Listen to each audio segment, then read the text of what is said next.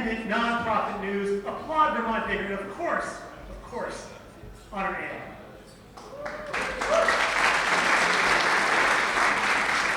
So tonight we're going to do a lot of things, and we're going to begin. You're going to be hearing from the luminaries of journalism, talking about the importance of media, of the importance of journalism in our democracy, and the incredible role and success of VT Digger.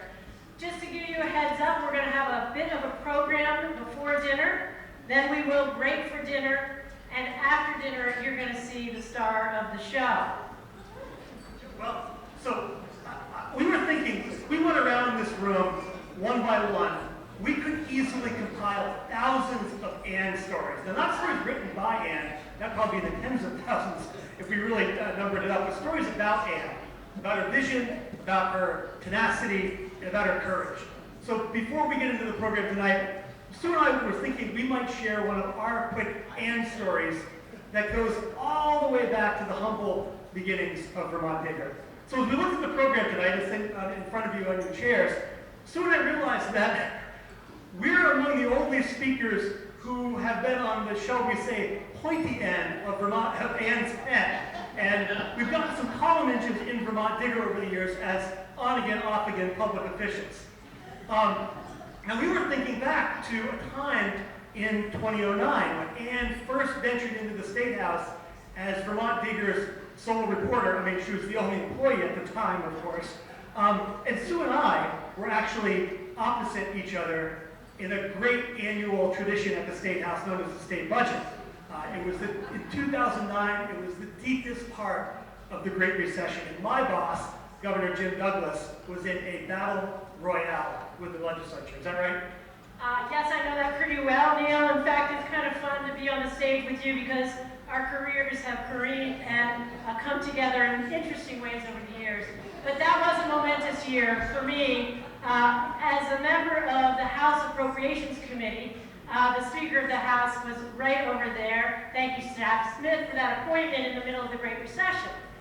But something unusual happened, and it wasn't just the financial crisis, and it wasn't the crazy ideas coming from the administration. But usually at that time, the rooms of the State House were really mainly for the members. And at this time, usually the media would come particularly to the House Appropriations when the bigwigs, like Neil Lunderville, presented the budget. And then they'd go away. But this year, one solo operator came in, and she was humble, and she was usually sloppily dressed, and we were all in our best. And she looked like she had driven far away, but she had a camera, and she did not leave. Day after day, those of us in the room who were much more used to having more informal conversations off the record, were never off the record. We were held to account, and we were visually being videoed and audio for the first time. And I will say that that was transformational, and that was the roots of this incredible story of Ann Galloway. And I gotta say, Sue, it was the exact same for me. I actually remember this meeting, this very long interview with Ann. I mean, there was like 90 minutes, 2 hours in the governor's ceremonial office, and Ann just probed and prodded at the budget. I mean, why this and why not that? What's the JTOC transfer? How does the Pay Act work? I mean, one after the other. And I realized she knew more about the budget than I did. And that was my job to know about the budget. But when she asked these questions, and if you've been on the pointy end, you know this, she is feverishly scribbling notes in this notebook. There's about 12 words per page. It is absolutely indecipherable to anybody outside the CIA. Even then, they could take a few lessons from her. But she probably filled 2 or 3 books just with that one session alone. And we kept going.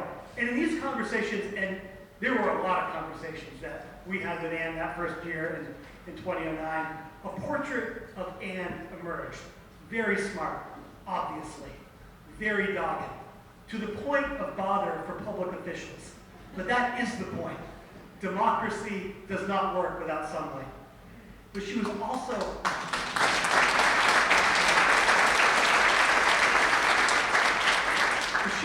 also very fair. And she never put her finger on the scale. Anne's integrity shone through with every word of her early stories. She would not, she could not be easily dismissed. We saw then what we all know now. From Anne's singular vision and extraordinary tenacity, V.T. Digger was born. And it grew to what it is today, Vermont's largest newsroom and the paper of record for our state.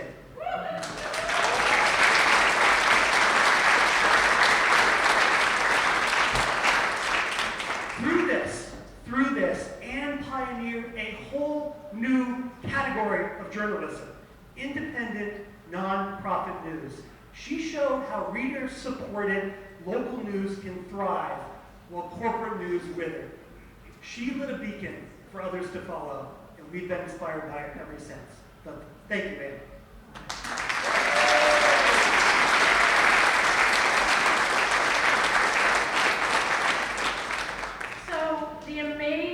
Organization that Anne started, V.T. Digger, is a part of the Vermont Journalism Trust.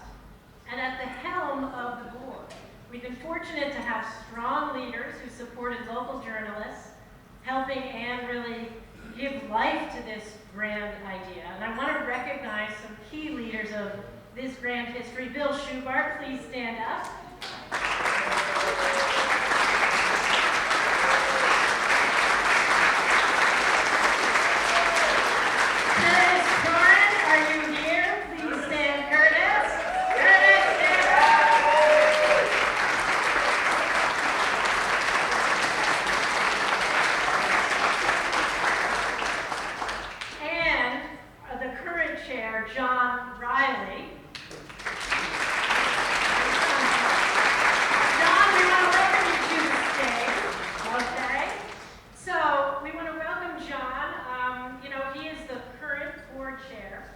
Someone with his own journalist beginnings, working on that small newspaper that used to be locally owned, currently known as the Burlington Free Press.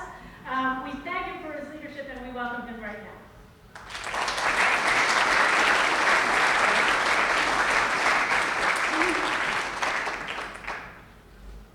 Thank you. Welcome. Good to see you all. I want to start with some acknowledgments. First of all, our co-chairs, two couples, Neil and Sue, and we also have Denise Casey and David Goodman, who is our podcaster extraordinaire. We'll hear him from later in the conversation with Anne. I want to acknowledge all the board members who are here tonight who have really served as our planning committee. And if you would, when I mention your name, if you could just stand up and give a quick wave and sit down again. We have with us tonight Greg Craig from Washington.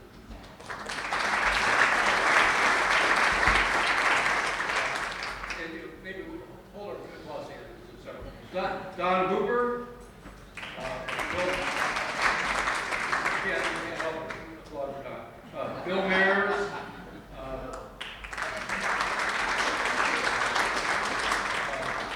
Matt Rubin.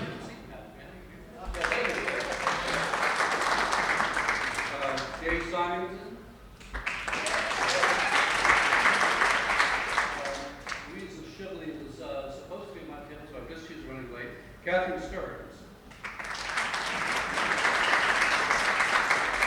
Did I miss anyone? I think other board members wish they could have been here tonight. They are in far-flung locations, including Washington, New Haven, Arizona, or actually Washington State now, babysitting grandchildren, and China.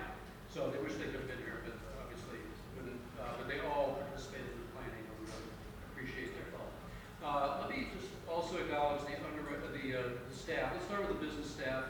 Again, if you could just sort of stand and give a wave. Nick Irvine handles our underwriting. Maurice Ferradeo, these days focusing on our grant. Laurencio Terra handles our membership. Justin Byerly, our major gifts. Kate Foley, who does donor relations and has handled all the details, the logistics and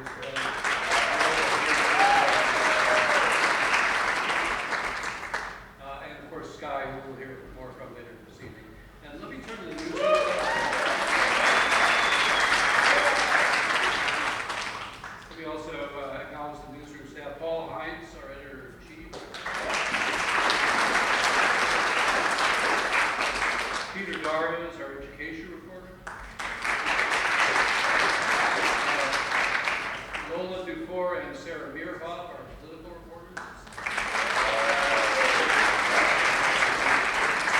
I didn't see Audi. Audi moved up.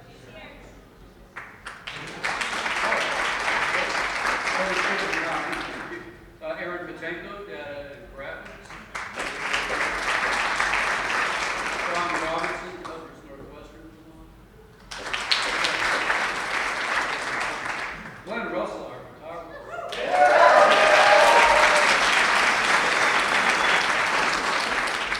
And I'll mention editor Diane Derby. And I would be remiss if I didn't mention Jim Welch, who is now retired.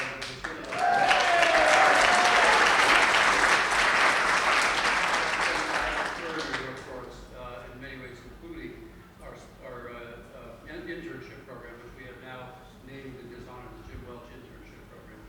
I'd like to thank our sponsors, and special thanks also to Wynn Smith, a longtime supporter who helped us.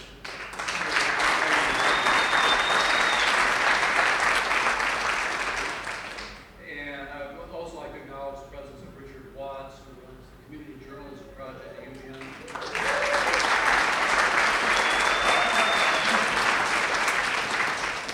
Great program. Jim Welch continues to collaborate with that. Richard, don't work him too hard. And that's a great source of interns for us. And so, let's move on to the program. I'll always remember my first conversation with Ann Galloway.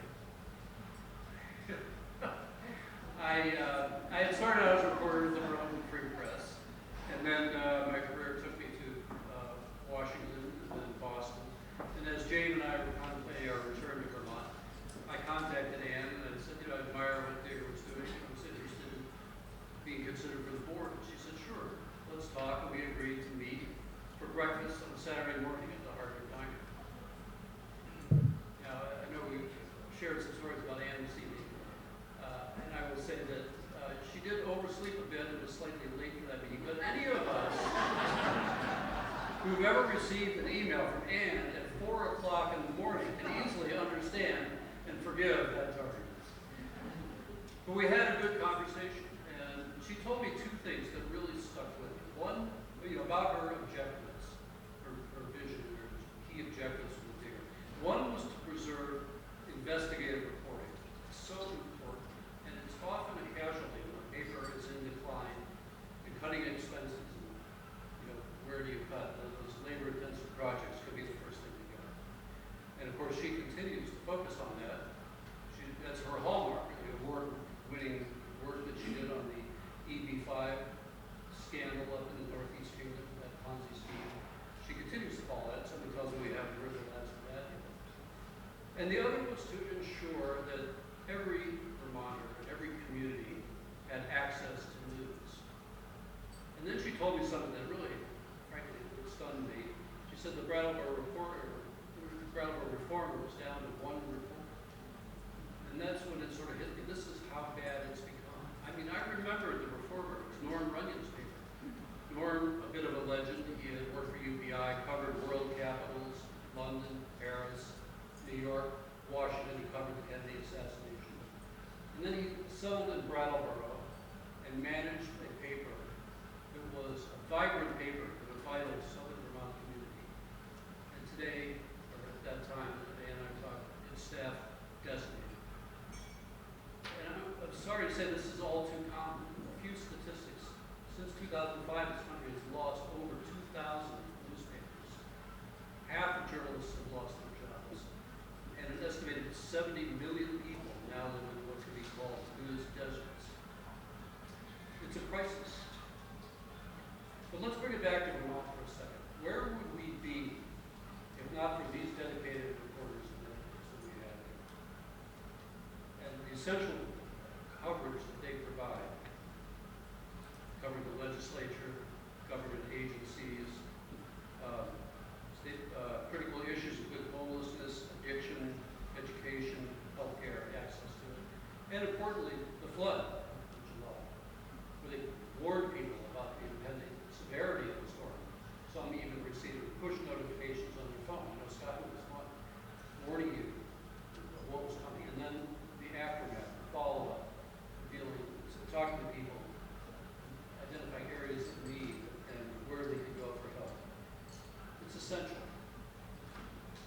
And that need is what Anne Galloway foresaw 14 years ago when her own job limited at the time service. She decided to found PTD. And that is what your support helped her to launch and what helps us keep producing it today. And I'd like to ask for a round of applause for Anne for starting it, and to all of you for helping us support it.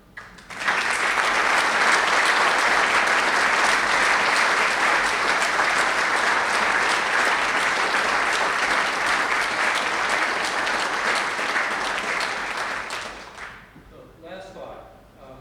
I mentioned it's a crisis, and I hope you will bear that in mind. And I hope you will help us spread the word. Donors respond to crisis.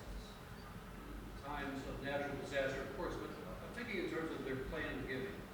Causes that tend to get great support are crises like homelessness, hunger, access to educational opportunity, economic opportunity for underserved, and increasingly climate change. I think historically they haven't really thought about journalism as a crisis, but it is a crisis. It's an essential service. It's vital to our democracy, to an informed electorate, and to community. And it needs your support. So please help us spread the word. And now I'd like to turn to tonight's guest speaker, Brian McMurray. Brian has dedicated his career to journalism. He served, at the end of last year, he completed a 10-year run as editor of the Boston Globe, during which time the Globe won 3 Pulitzer Prizes, was nominated for a dozen others. He's managed in a challenging environment, and during that time, the paper grew its digital subscription base by 240,000, which has helped it make, it's a challenging time. I'm not saying the paper wasn't losing money, but that it really helped it to continue to grow and soldier through. In his 34 years at the Globe, Brian's been a general assignment reporter, a White House correspondent, a national correspondent, and an award-winning Metro columnist. He's authored 5 published books. He serves on the boards of the News Leaders Association, World Editors Forum, and most recently has joined the board of the Baltimore Banner, which is a great nonprofit online publication down there doing terrific work. He's chair now of the Department of Journalism at the College of Communication at Boston University, and continues to write a regular column for the Boston Globe. Please join me in welcoming Brian McMurray.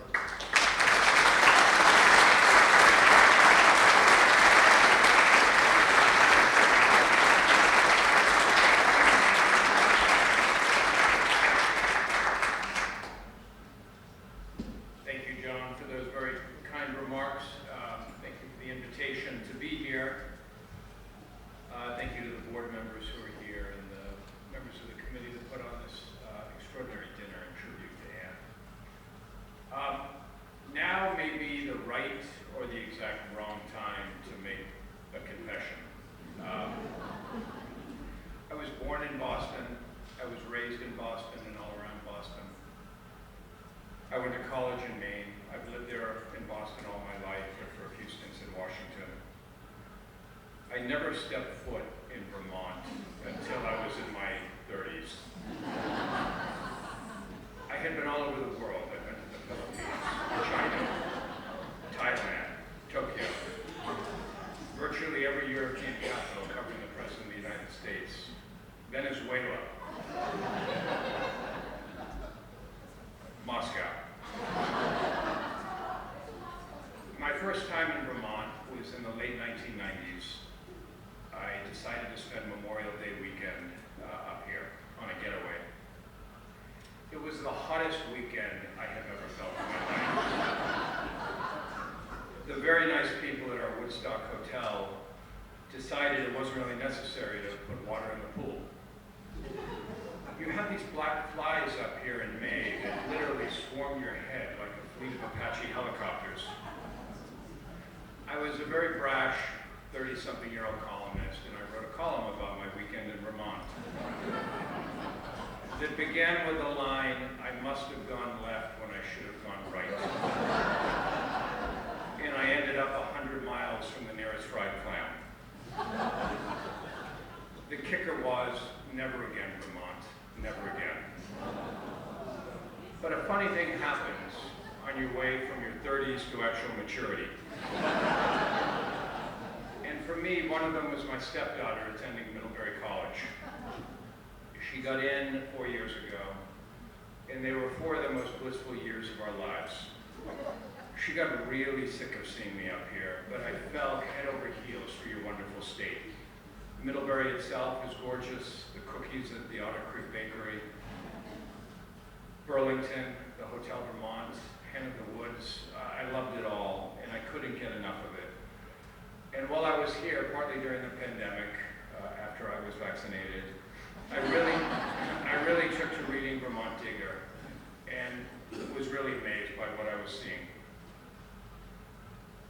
Which is a long way of saying when John reached out to invite me up here, my kid graduated in May. I couldn't accept the invitation fast enough. And I'm thinking that we should do a dinner like this once a month for Anne. Although the fact is, for Anne Galloway, I would have gone to Buffalo or Cleveland to do it. For just a moment, if you would, I'd like to put a little context around what Anne and everyone in this room has accomplished over the last 14 years. The industry, as you've heard already and you know, was utterly decimated. It was hit first by that awful recession in 08-09, but it was hit all along, beforehand and after, by forces that we literally could not control, most of them having to do with the internet. In a place like the Globe, we used to be a $200 million a year business in classified advertising. Those were the little ads in the back of the Sunday paper that you would never read unless you were looking for a job or a place to live. It was a huge business for the Globe and for other places. At the same time, the internet was wiping away, cleaning away display advertising. And Google and Facebook were accounting for over 80% of all digital advertising. So even when we went online, we were having an awful time selling ads. Readers, God love them, started expecting our journalism for free, not realizing that what we do is an incredibly expensive as well as important proposition. We were in real trouble. And this was compounded, as you well know, by private equity-driven newspaper chains, which you've had familiarity with here in Vermont. They bought up otherwise reasonably healthy, although less healthy news organizations, and then quite literally strip-mined them for all they were worth. It wasn't that long ago here in Vermont that you had many, many great news organizations. Some places have recovered, but have profoundly changed.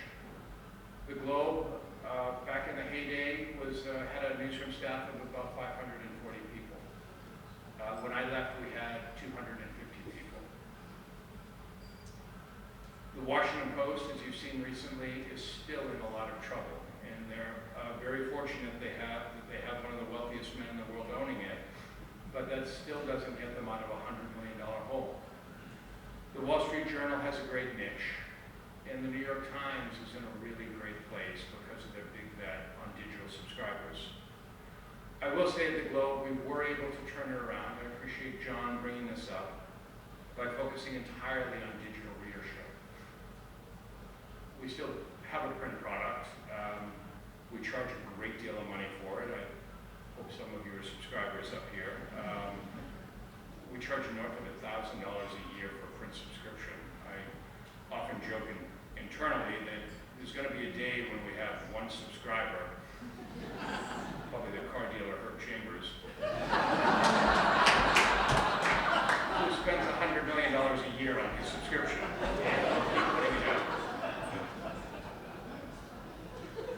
A few good things happened at the Globe that couldn't really happen anyplace else. First, we had billionaire owners buy us out, and they were very, very patient to a point.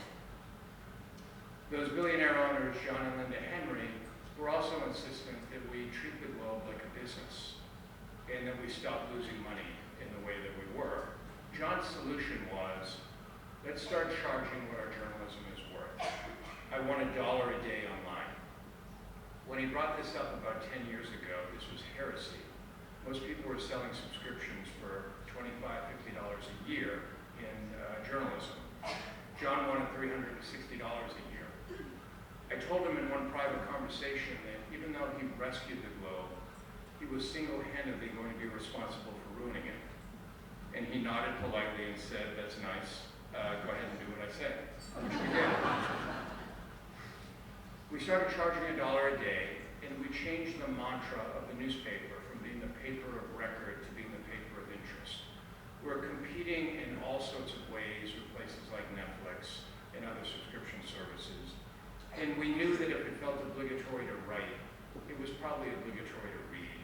And people didn't feel the obligation to read that anymore. So we reoriented. And then we did something very, very controversial. At the peak of COVID, or at the onset of COVID, when news organizations had decided to give their journalism away for free as a public service, we made the decision that this was a time when our journalism was worth more than any other time, and we should continue to charge for it. We offered a deal to people, $1 for the first 6 months. Just give us your credit card and your email. And what we saw, amid some controversy over our decision, was that it took us 7 years to get our first 100,000 digital subscribers. It took us less than 7 months to get our next 100,000 digital subscribers. And we are now in a position where our digital subscription base can fund almost 2 of our newsrooms. So I feel like we're in really solid ground. But just as the Globe could never achieve the scale of the New York Times, including financially, local places, news organizations in places like Vermont can achieve the scale of a place like the Boston Globe. Vermont specifically, as you well know, is a state with enormous successes and outsized and obvious needs. I don't have to tell you again that you had really great news organizations here until about 20 years ago. But circumstances decimated so many of them. Spirals in journalism tend to go in one direction, and you felt that really hard up here. And then along came Anne Galloway. I keep hearing stories about how she began, including tonight, in the throes of a scary recession, pushed around by a beleaguered industry. She set out on her own, wandering the hallways of the State House and the committee rooms, carrying that camera, a notebook and a pen, writing as fast as she could and recording, scaring the bejesus out of so many legislators. They probably sensed then that they knew they didn't have a chance. Anne did it with equal parts brains, wherewithal, and passion. There was no roadmap at that time, none. Similar nonprofits simply did not exist. There was only a public library, and it's a well-told story that Anne would hunt it regularly. Specifically on what, to get what kind of information, I'm not sure, because she needed so much. She needed to learn how to open a nonprofit. She needed to learn how to operate a content management system. She needed to learn how to hire. She needed to learn how to get donors. She needed to learn management. She needed to learn almost everything you needed to learn in running a news organization. Somehow she did. Soon enough, there was a downtown storefront. It's well told that staffers jerry-rigged a little news ticker in the front window so that people could see the headlines when they walked by. Gradually, and then suddenly, as these things often work, V.T. Digger caught on. What Anne did with the founding of V.T. Digger is a gift to the state of Vermont. You know that it's a gift. She also gave a gift to the entire downtrodden industry. Back when she started, when all of you started, there was only ProPublica. The Texas Tribune was just getting underway at the same time. Anne was in every possible way a pioneer. What's happened in those last 14 years is something to behold. A stable, even growing news organization that covers the better part of the state and has kept countless, and I mean countless, people honest. Legislators, business people, people who think the last thing they want in life is to be caught in Anne Galloway's very firm grip. Anne is well known for her late night emails. Anne is also well known for her passion and her profanity. Often those three things are combined. She is well known for her sharp news eye and her exacting expectations. She is well known for her love of Vermont and her love of journalism. She is especially well known for holding powerful people to account, as well as the institutions that they run.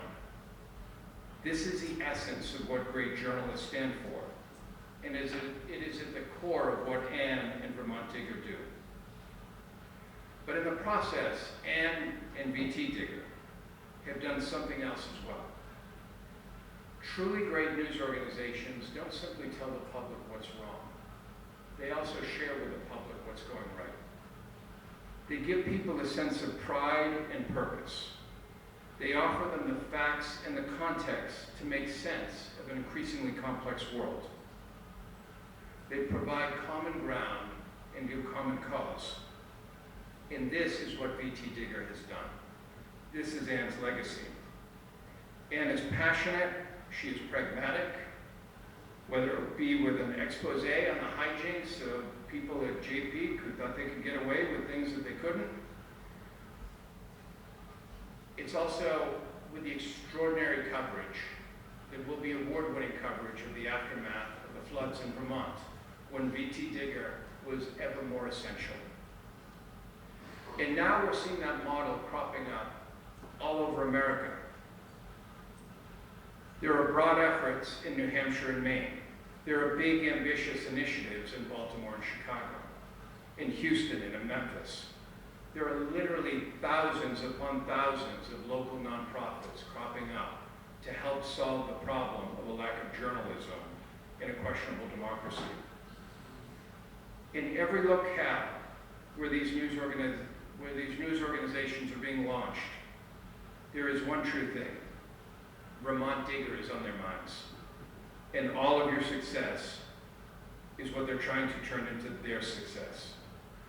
You are serving as a model for an entire nation. Maybe they know Anne, possibly they don't, but they know of the success that you've experienced up here. It has taken hundreds of people to make VT Digger what it's become.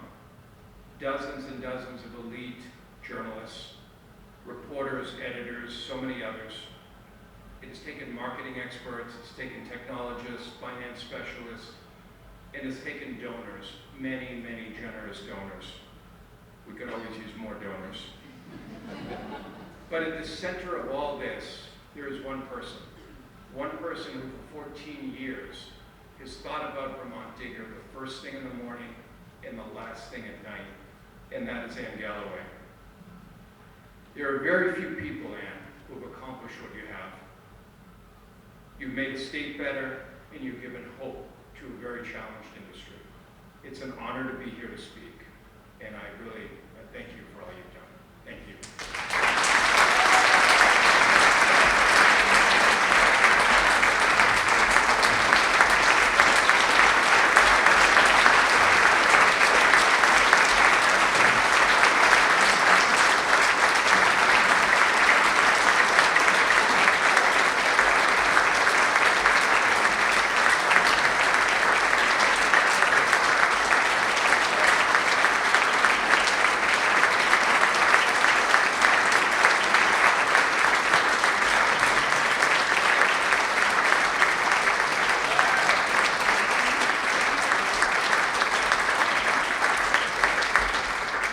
Wow. Thank you, Ryan, for that powerful, powerful presentation to really give all of us in this room the context of the state of journalism today and the accomplishment of Anne and VT Digger, thanks to all of us. I gotta say, as a mother and spouse of journalists and budding journalists, I know the sorry state of journalism, the fourth estate of our democracy, and we have so much to be proud of in this room. And hopefully, you also have a great appetite. Because time for dinner. Now it's a buffet, and there's a lot of us. So let's see if we can do this. We're great at team sports. There's 20 tables. I think 20 is over there. We're gonna start from 20 and go backwards. So let's see if we can do this team. And I gotta say one more thing, Brian. You know, I know that the Globe has had a tough year, but let's say this. They've had a better year than the Red Sox. And we're so happy you figured out that Maine does not hold a candle to Vermont. Let's eat!